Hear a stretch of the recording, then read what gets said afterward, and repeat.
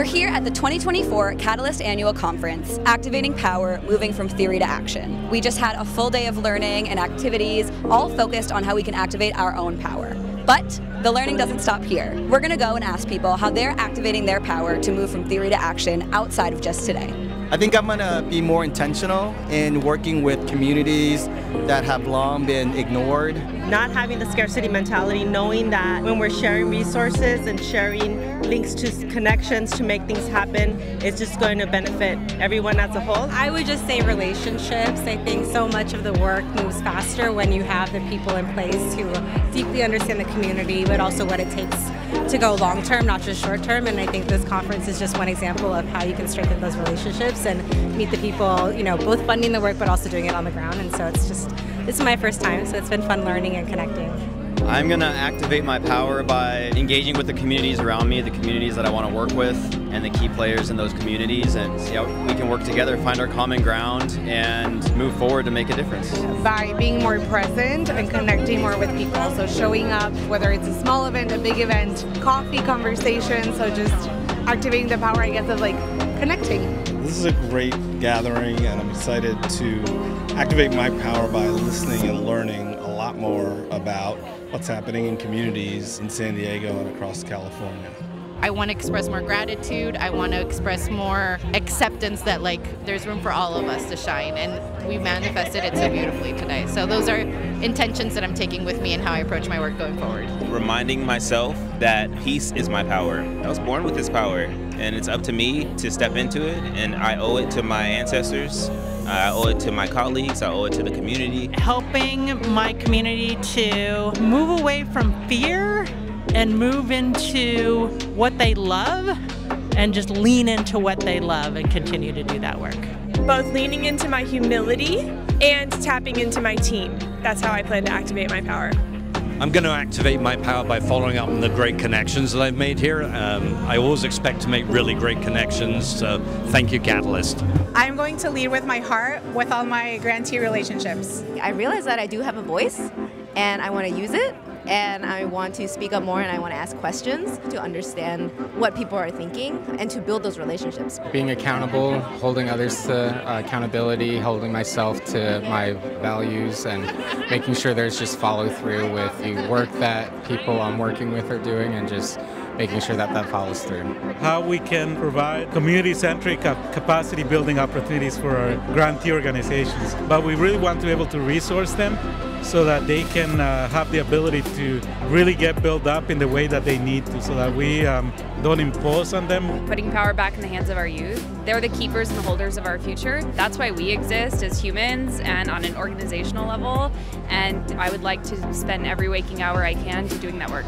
I'm going to contact at least 2 people from this experience, this amazing conference, and I'm going to take it back to my board and let them know the amazing things that we got accomplished today and share with them the empowerment that I felt. I plan to activate my power by continuing to stand in my purpose, to enter into these rooms and build relationships, and to advocate on behalf of the people that I love, name the things that we are feeling, and know that we have the power to change things and radically reimagine what this work can look like. More courageous conversations with our partners, including funders and partner organizations in our network. It's my first Catalyst, so I think it's really awesome that you have all these speakers here sharing their own personal story of how they're making an impact in the community. So what I'm going to do is take that home and really feel how the community is really moving and what moves them, and I think that's the best way that I can feel I can activate myself with the community. I'm going to work even harder to make all our programming and all our work at Catalyst kick and be fiery. So I think a lot of times people come to these things to learn for something down the line, but I think actions and intentions can actually be practically applied now. What's that look like? If you make good connections here, you follow up, you ask, what did they learn? What are they doing? Where are they going to be doing their work next? I think sometimes we over-engineer the importance of what are all my intentions? Well, take one, reach out to somebody directly, make a real connection beyond this event where you met them, and follow up from there. Pretty simple. By ensuring to amplify the voices of those on the front lines. And shout out to Catalyst for the best conference, probably hands down my favorite conference that I've been to this year. And I look forward to continuing to be in community and hear directly from those who are improving the quality of life for members of our community.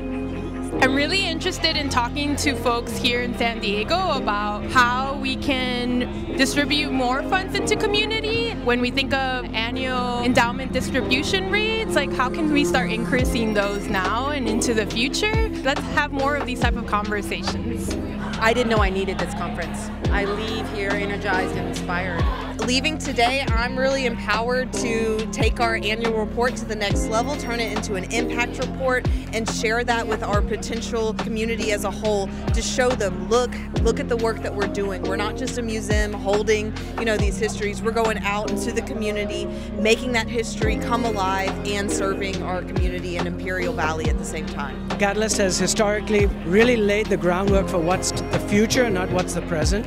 And I'm super enthused about this more inclusive, progressive, collective wisdom model. And my aspiration and intention and commitment is to continue to carry those messages and themes forward in my place of work, in my community and nonprofit work, in my family. By just taking up more space in all the rooms that I'm in and celebrating everyone's individuality and uniqueness. I'm really committed to being even louder in my fight to disrupt dominant systems and to really bring people along, nurture folks that are really coming into the movement and finding their voice and power. Most importantly, connecting with people. It's important to build relationships. You know what I was just thinking about was all the joy that's here, which is so fun because we have sometimes a hill to climb with this work, but I think the joy is really invigorating. Upend that power dynamic that philanthropy usually sets with community, and really come and meet community to find out what they need support with and to help them. To share power. That's how I'm going to activate my power, is by activating others' power. That's how we do. Well, it's really exciting to be in this space where there's so much power.